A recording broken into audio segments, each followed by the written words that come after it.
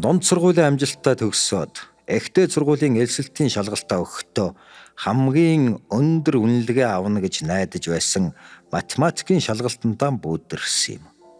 Гэтэл шалгалтын үед хуулуулж тусалсан нөгөө ангийн охин надаас илүү өндөр оноо авч тэнцээд хуулуулсан би харин хуваараас мултарчихдаг байгаа.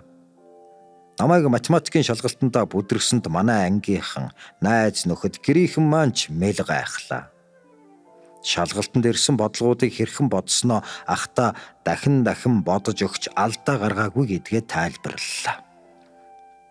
Төрсөн ах Шаребу маань учрыг олноо хоёулаа гэд надаар сайд нарын зөвлөлийн орлогч дарга, дээд дунд тусгай мэрэгжлийн улсын хорооны дарга, дэ цэвэг мэдгүйд шалгалтын материалыг дахин хянуулах өргөдөл бичүүллээ.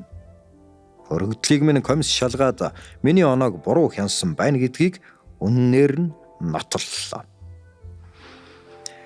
Энэхүү цаг алдснаас болж эхтэй сургуульд элсэн орох хуваарууд бүгд эзэнтэй болсон байсан тул политехникийн дээд сургуульд 1974 онд сонсогч оюутнаар элсэх боломж л надад үлдсэн юм. Өөр арга байсангүй. Суралцахаар л боллоо. Монгол улсдаа урдаа барьдаг нэр хүндтэй сургуулийн хичээл нь чамгүй хүнд тунч их хичээлээ.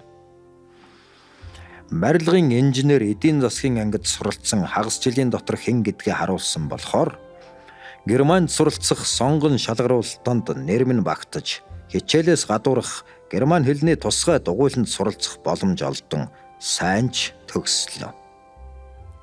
Тоо физик герман хэлний шалгалтандаа тэнцсэн ч миний хүсэж байсан инженер эдийн засгийн чиглэлийн хуваар ирээгүй юм аа. Ирээгүй ч гэжтэй.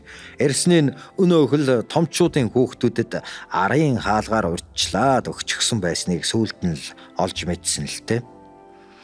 Ардын хүүхдүүдэд тооны болон хөдөө аж ахуйн чиглэлийн ганц нэгхэн хуваар үлджээ. Хөнгөн хүнсний үйлдвэрийн яамны мэрэгжилтний зөвлөснөөр хүнсний инженерийн ангид суралцах хуваарийг авлаа. Энэхүү малчин ардын хүү өөрийн хичээл зүтгэлийнхээ хүчинд Германд суралцах эрхийг ямар ч байсан арын хаалгагүй олж явлаа. Европ төвийн Германд суралцснаа гэдэг тухайн үедээ маш том аз гийсэн чухал үйл явдал байлаа.